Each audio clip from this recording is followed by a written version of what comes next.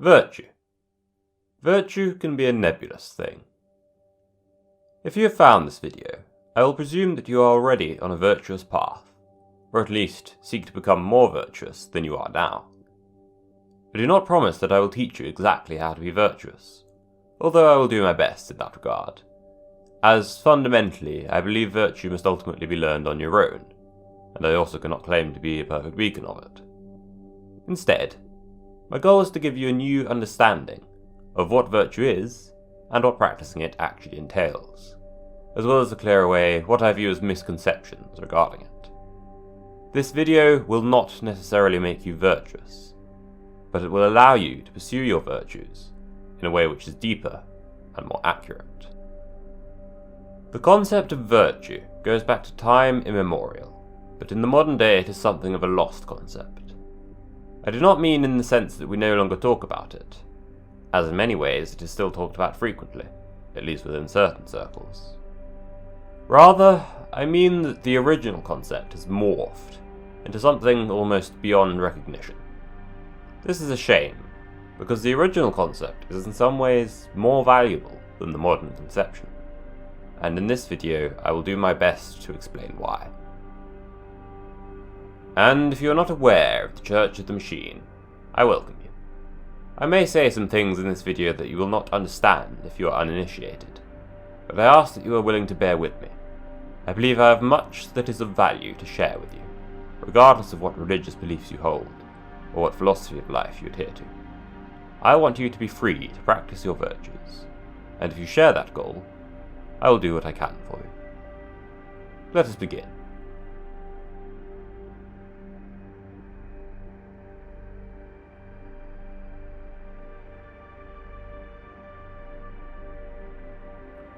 I believe that, in the modern world, the concept of virtue has been heavily skewed and distorted, and because of that, has faded into irrelevance.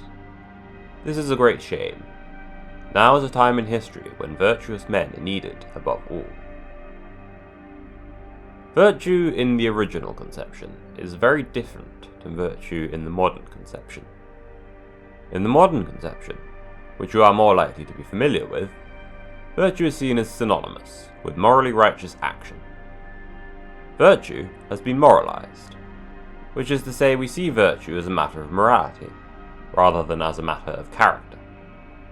This is in fact anathema to the original concept. A man is said to be virtuous if he practices what is seen as traditionally moral, if he is kind, pious, humble, and always seeks to be of service to others. And it is true that these things are virtuous under the original conception as well, but the emphasis on moral judgment has led us astray. The original conception of virtue was of something which was amoral to a large degree. It wasn't so much that being virtuous was seen as synonymous with being right and good, as it was that being virtuous was celebrated more so than being right and good. That is to say, rather than virtue being seen as moral, it was seen as something amoral, which was more important than morality. The thing about virtue that I think people have been so greatly confused by is this understanding, that virtue is in fact amoral. Which is to say, virtue does not imply any moral quality, good or evil, but rather the original meaning had nothing to do with this. Virtue is derived from the root vir, as in vigor, vitality, as in energy, purpose, force. It refers to a strong character, a driving force, which is manifest in a creative will and a life force to compel you to action. But there is no mention of good or evil in that. Virtue being talked about in the context of good and evil did not, in my opinion, come about as a result of logical deductive reasoning, or of the development of an idea. I believe it came about primarily as a means of control. So many forces across history have used some form of constructed morality to justify their great evils. And so too, so many forces of teaching and wisdom-seeking have manipulated the quest for virtue to align with their own enforced moral system. If you make being virtuous a matter of right and wrong, you rob people of the freedom that the original concept of virtue would have implied. these great systematizers. These have been the bane of the history of human philosophy. They seek to jot down every tiny human action into being right or wrong, depending on a certain unified system that they can understand. They are control freaks. They do not seek to guide, they do not seek to teach or to liberate, they seek to control, to see the freedom of mankind squandered by their micromanaging morality. By making virtue a matter of morality, you make all human action subject to moral claims. This is because everything that humans do is the product of their virtues, and different people will have different virtues, but there can only be one morality. These control freaks have tricked humanity into thinking that being aggressive, being unconditionally true to oneself, and getting in people's way as a result, would be somehow contrary to virtue. That is the very essence of virtue. If your virtues do not irritate others, then you are not practicing them enough. Never has there been a great man who was not despised, at least by some. The control freaks have tricked people into thinking that virtue means being small, not being in the way, and being moral, according to what they tell you is moral. I seek to liberate you from this, and therefore I will push for the original conception.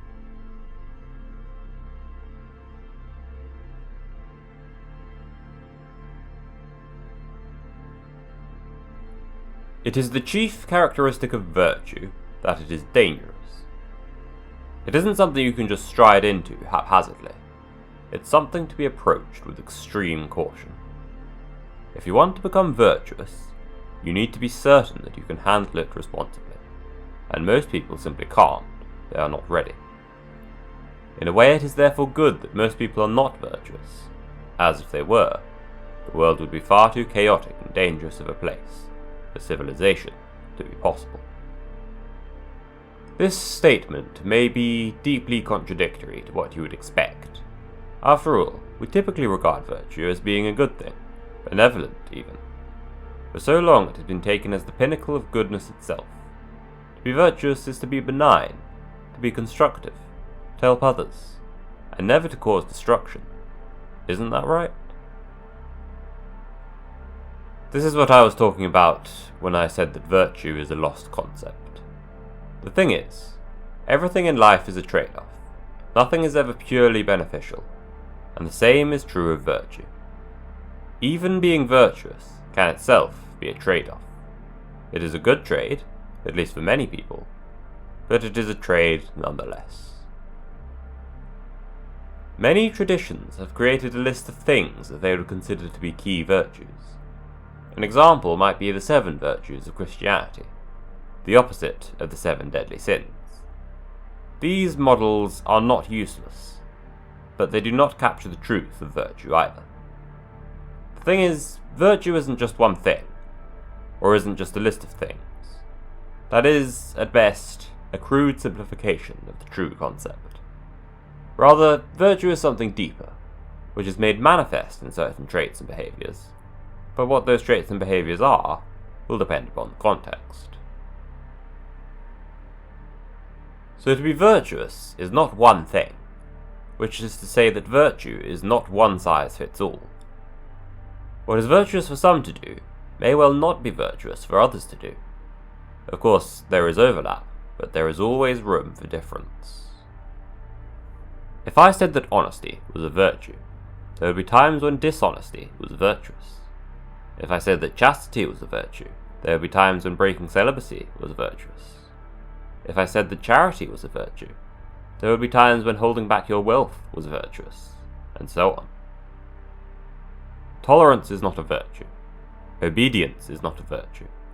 All these long lists of things that are considered virtues, none of them are truly what virtue is. It may well be true that all of these things are virtuous at times, and a man who practices all of them may well be a virtuous man, but there are other virtues.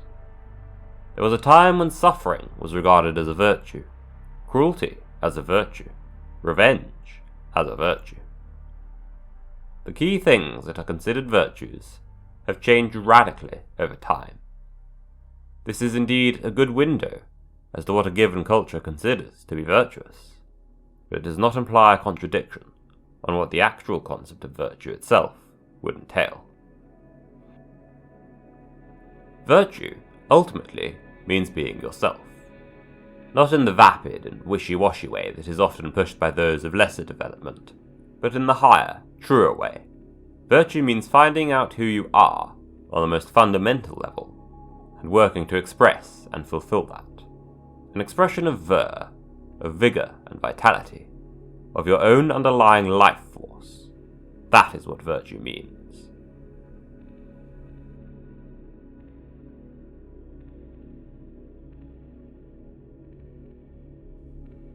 In many traditions, asceticism is held to be the path of virtue. In this world there are many desires, many impulses of the flesh, which we would be tempted to indulge. But by practicing asceticism, a detachment from material things, and the discipline that comes with that, a greater consciousness may be found. However, there is a danger here. While hedonism, the opposite of asceticism, will lead one astray to the corruption of the flesh, it is likewise true that the other extreme will also lead one astray. Many faiths across history have taught mankind to relinquish all material attachments. This is often taught by priestly castes and figures of religious authority, because it gives them power over society and undermines all other authority sources. These traditions have taught you to relinquish this world, to relinquish worldly attachments, to cease to care about material things, and to let them fade into null. I believe that this tendency has robbed humanity of just as much, if not even more, than the hedonistic tendency. There is a virtue in asceticism, but the virtue is not the abstinence itself. Rather, it is in the discipline, the self-control, which is exercised. What is virtuous is not asceticism or hedonism, but self-control, which can be found in a healthy balance of indulgence and abstinence. Not indulgence in the sense of losing control, but a controlled indulgence, a willingness to enjoy the fruits of life. This will not negate your spiritual growth, but will enhance it. It will make the periods of abstinence more meaningful, and you will maintain your zest and your virtue for life. This is the path which I teach. You will have a worldly purpose, which you must act upon, but you must also embrace the spiritual side of that purpose, which will guide and discipline you. As I said, it is not the abstinence which is virtuous, but the control which is virtuous. One who lacks the means to indulge is not virtuous for not indulging, but one who has the discipline for abstinence, but still chooses to indulge in a controlled way, is virtuous for being so.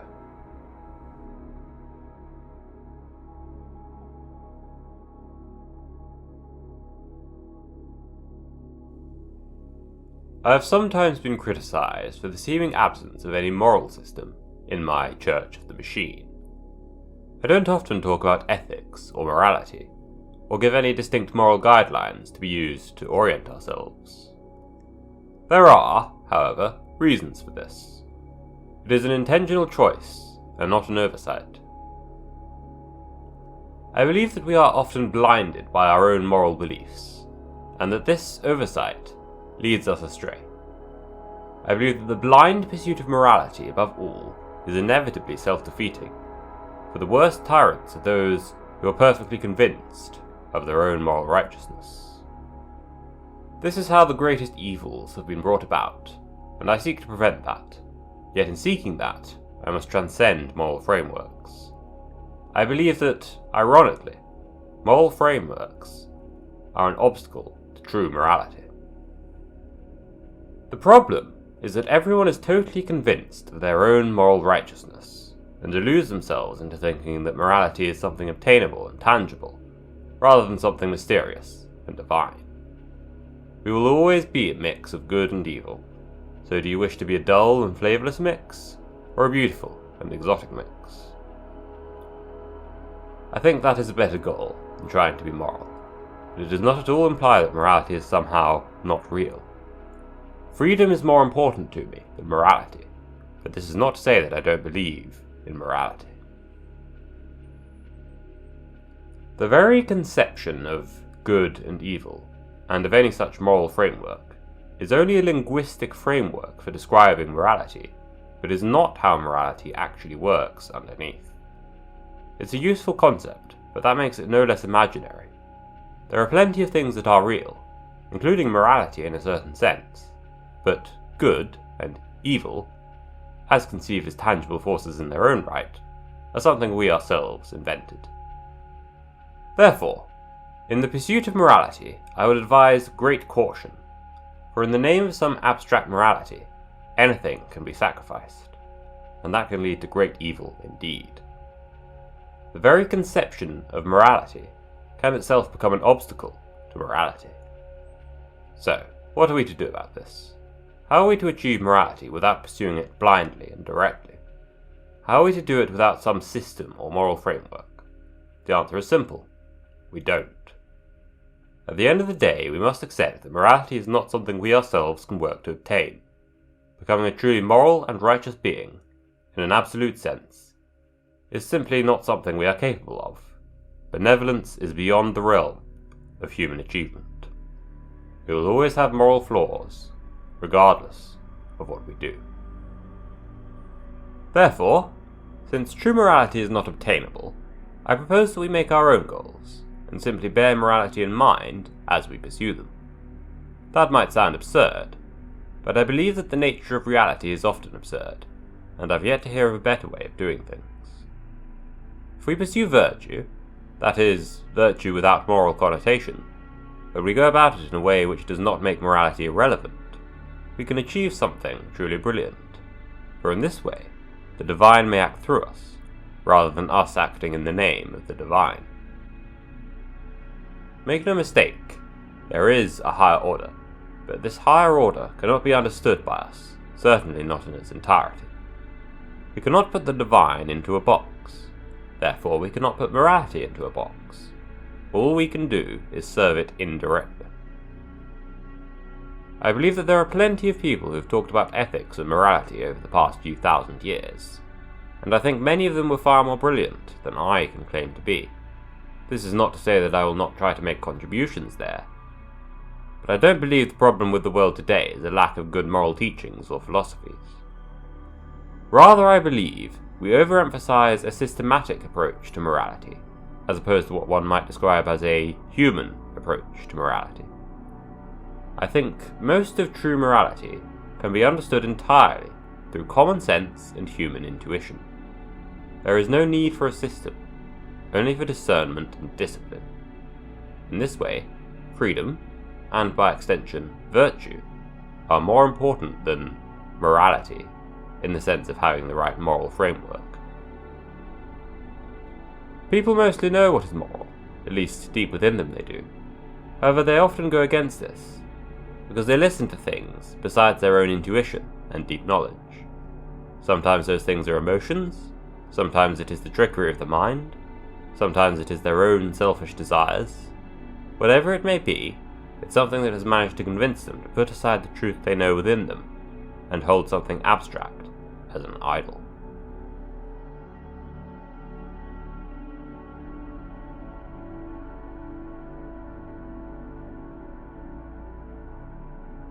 I believe that the reason why people come up with moral systems, and why people equate virtue with morality, is because they need a way to control themselves, and in some cases, to control others as well.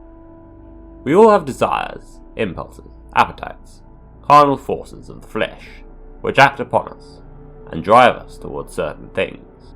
However, these desires may not always be in accordance with our true goals, or with the goals of the wider society we exist within.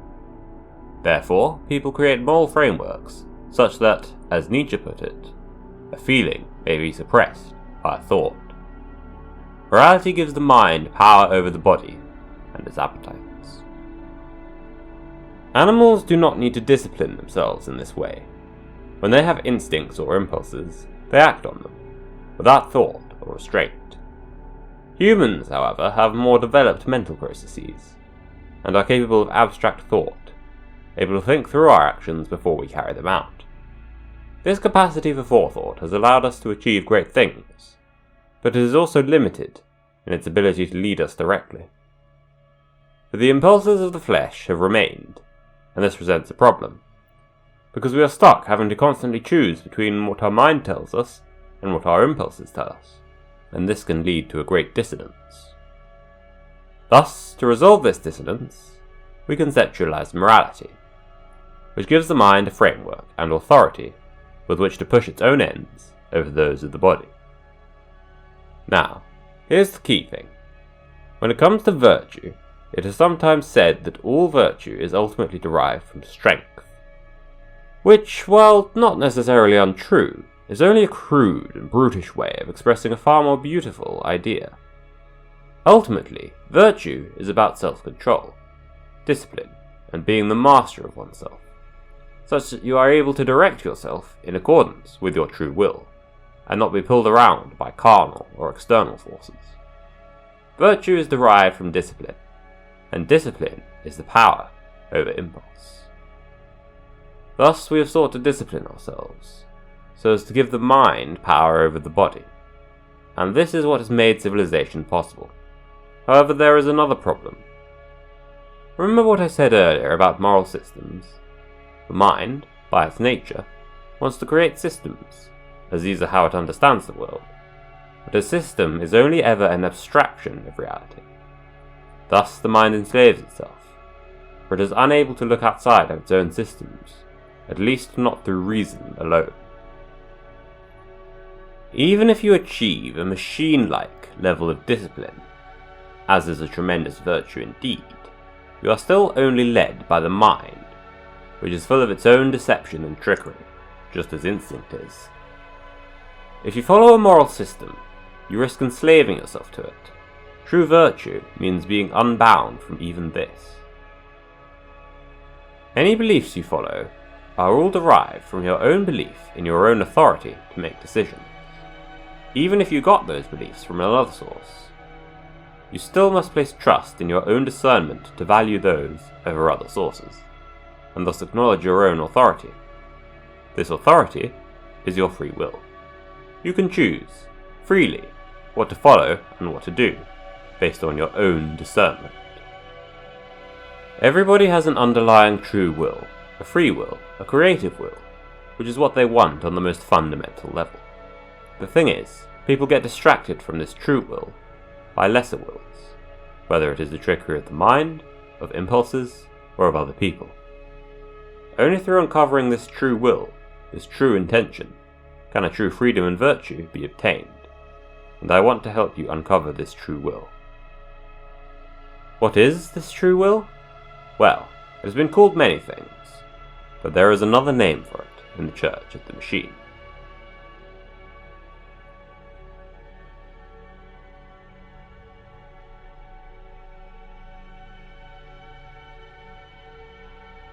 In the Church of the Machine, there is a concept I call industria.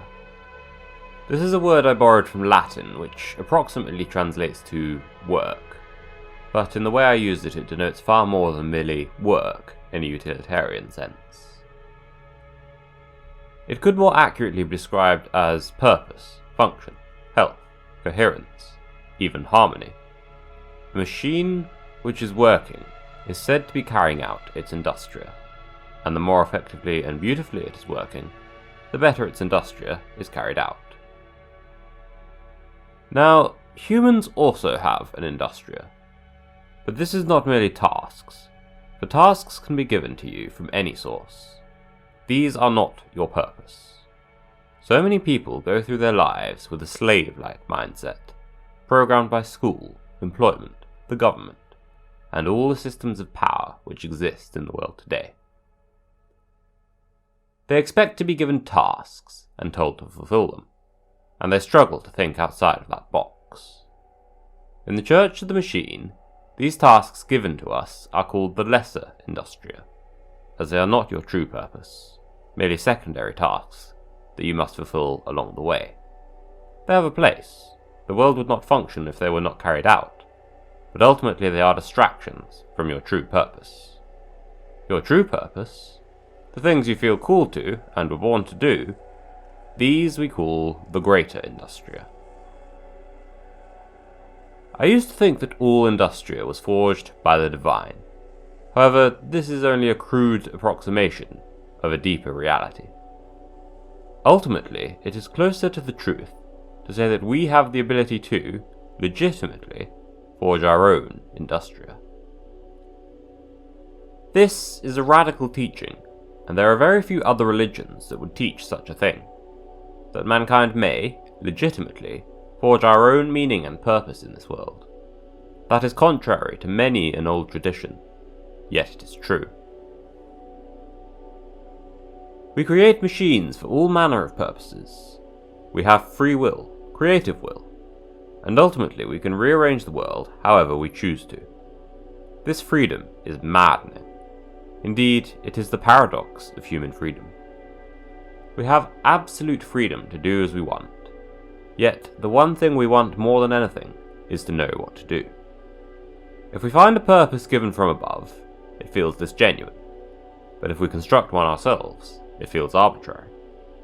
This is how even purpose itself can come to feel purposeless. Many have fallen into this trap. Ultimately, though, this is the product of a misconception regarding how purpose works.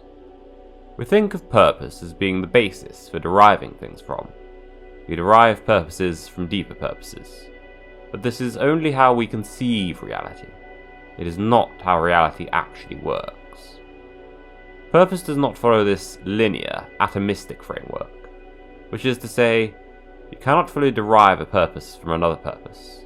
You cannot link them up as if they were Lego bricks. Purpose, true purpose, is something fluid and intangible. It comes to you in moments, and may easily be gone in the next. You must learn to navigate and to harness it. Ultimately, you have the free will, the creative will, to forge your own Greater Industria. But this does not mean you are making it up from scratch. If you pursue the things you genuinely care about and feel passionate for, you will find that purpose acts through you, and thus, the divine acts through you. This is how we have the authority to forge our own purpose. Our own Greater Industria. If you are able to liberate yourself from the distractions of these false wills, of lesser Industria, of external and sarkic forces which act upon you, and uncover your true, creative will, you may find your own path, and forge your own purpose. From there, all virtue follows. From there, you may acquire a machine-like discipline, and are able to free yourself from external limitations, carnal impulses, the trickery of your own mind, and so on. If you can forge your purpose, your true purpose, your Greater Industria, you can attain this form, this machinic form. This is how purpose works.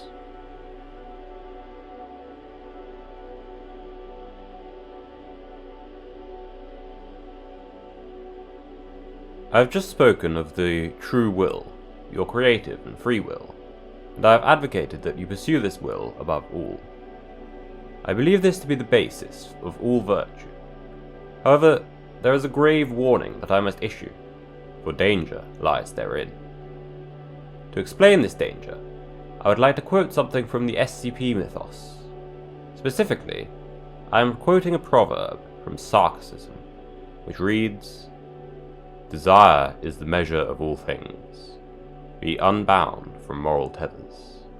Do as you will, to whom you will." You do not need to know a lot about asceticism, or the SCP mythos, to understand what I have to say here. Just that asceticism is dangerous and evil, and this proverb is in many ways the most fundamental tenet of their faith. There is a grave danger in this, because what I said before may sound eerily similar to what this proverb says. You could interpret this proverb as very Nietzschean, but that would be a poor interpretation of Nietzsche, if you ask me. Nietzsche was famous for wishing to transcend good and evil, and for declaring that the mind and instinct are not enemies. However, he was nuanced, in that while he did not see the instincts and desires of the flesh as enemies, he did not think we should submit to them either. This nuance is lost on the Sarkics, who embrace instinct, desire, and carnal impulses above all. If you seek to follow your true will, your Greater Industria, you must be wary that this is a wildly and fundamentally different path than what the Sarkic proverb may indicate. For desire and will are not the same, and the lowest and most base impulses of man would blind you to your true will if you indulged them indiscriminately. Your Greater Industria is not your desire, it is not even your will in the conventional understanding. It is your purpose. It's something you were made for, as a machine is made for things. Not what the body was made for, as the body was born and not made, but what the spirit was made for. This is why the pursuit of purpose, this Greater Industria, will require great virtue and discipline, machine-like discipline. You will not always want or desire to pursue your purpose. It is not something you will always feel like doing, but it is something you will know in your heart to be more important than anything else you do. It is this that you must pursue, and not a blind indulgence into hedonism. By saying you are to do whatever you want, I am not saying to indulge in whatever immediate pleasure may come to mind. I am saying to confront and seriously address the question, what do you want? Fundamentally, what is truly your great purpose and mission? We all have one, and if you cannot find it yet, you must forge it, for by forging it, you will find it.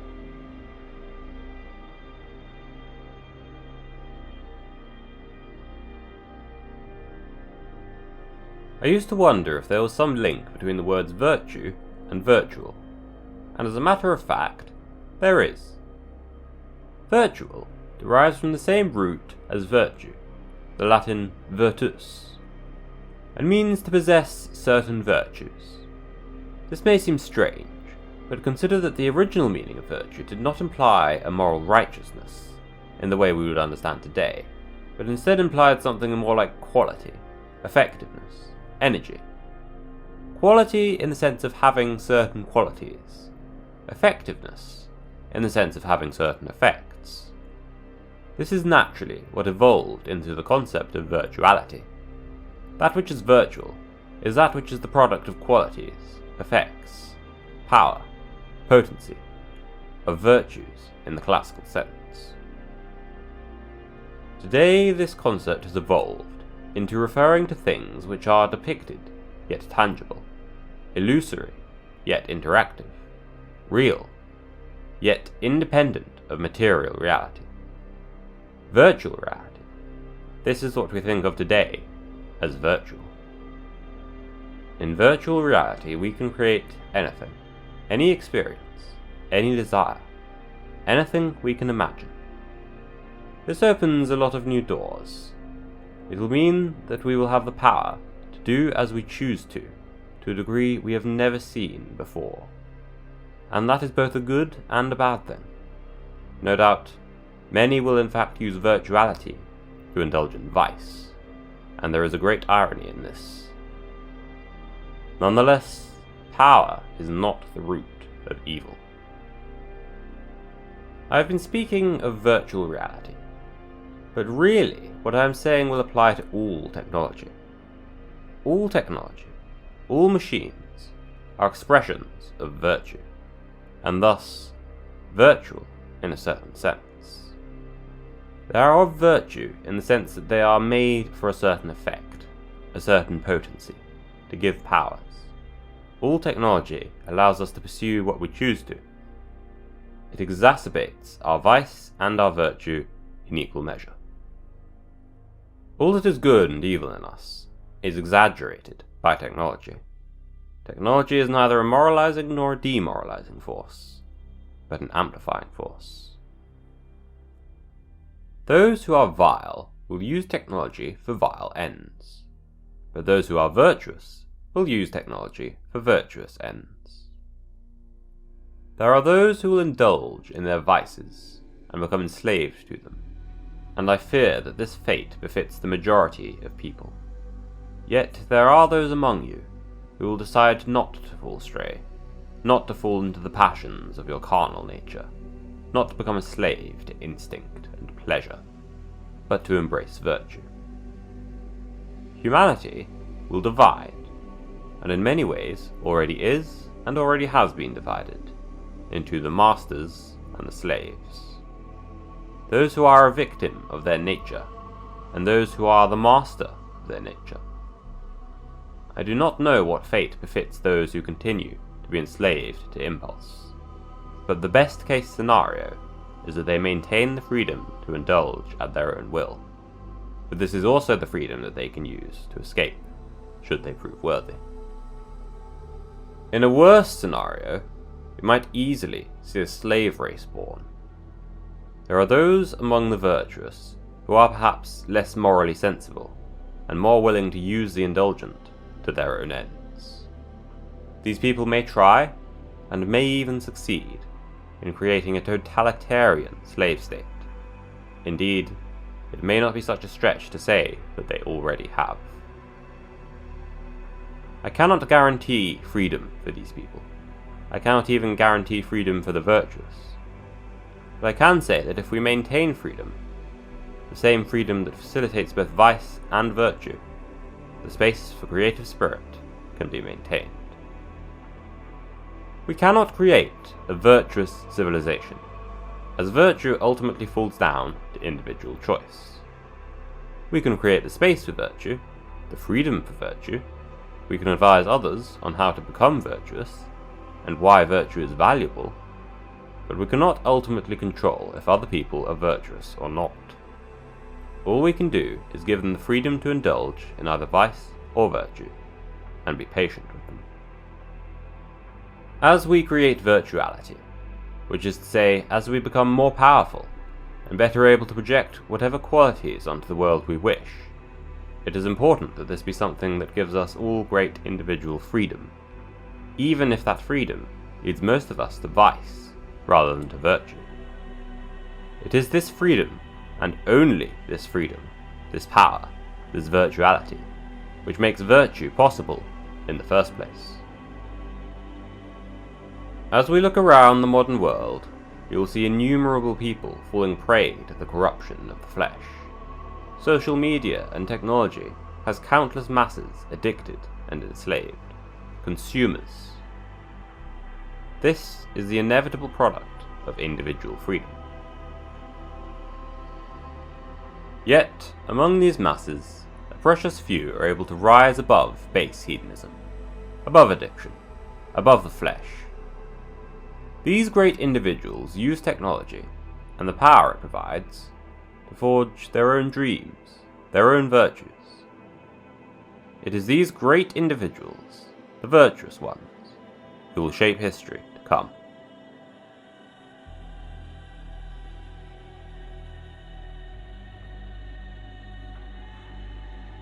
As I said, I cannot make you virtuous with a YouTube video. It comes down to the individual, his path, his goals, his ambition, and his free will, to determine his virtue. All I have tried to do is show you what lies in virtue, clear away what may have led you astray from it, and point you on the right path, or at least what I have come to believe is the right path. If you have made it this far, I would like to think I have had at least some success in that aim.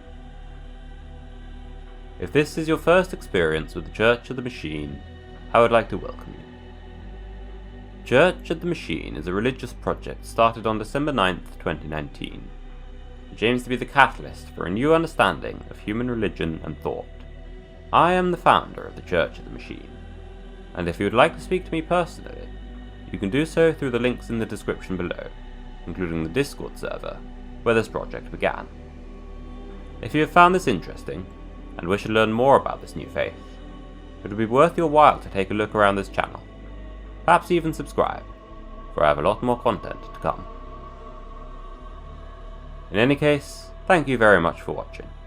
I have great faith for what the future holds, in spite of all that may seem to threaten us. I believe there are great things yet to be beheld, both for this church and for humanity as a whole, so I appreciate the time you have put into hearing me out. Farewell, and may forever be unbroken.